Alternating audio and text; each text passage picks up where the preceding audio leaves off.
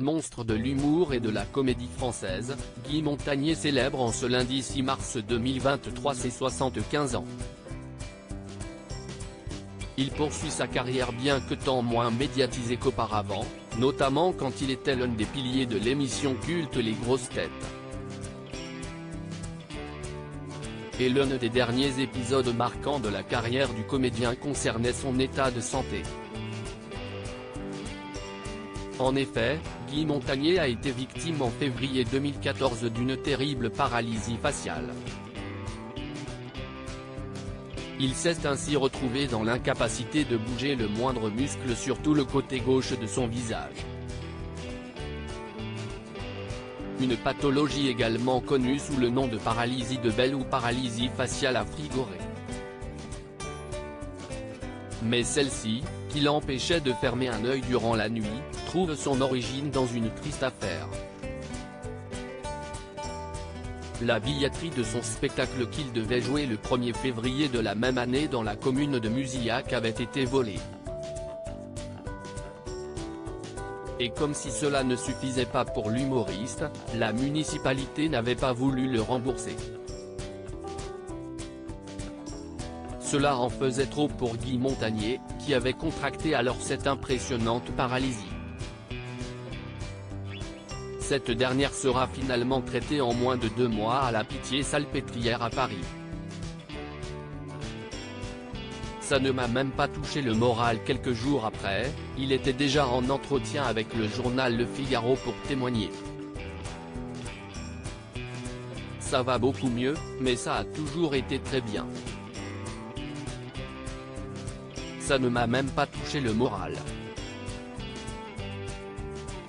Je m'en suis même servi pour faire rigoler les gens. Je suis pragmatique. Ce qui arrive, arrive, on fait avec. Ça ne veut pas dire que ça ne me fait pas de peine, mais bon, si est comme ça. Je suis fataliste, déclarait-il alors. L'attitude des gens, ça a été vraiment le déni total. Mais je me faisais presque engueuler, c'était presque de ma faute. Je ne parle pas du maire qui a refusé de me parler, a-t-il raconté. Ça m'a mis en colère.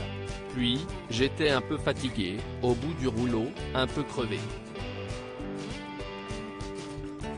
La convergence de tout ça, plus le froid, plus le stress de voir que personne n'avait la gentillesse de dire « on est désolé », développait-il à propos de l'affaire. Mais après quelques semaines pour prendre du recul, l'humoriste en rigolait presque. Il faut dire que cette drôle d'aventure lui a même inspiré un sketch par la suite. Voilà un beau moyen de retourner la situation.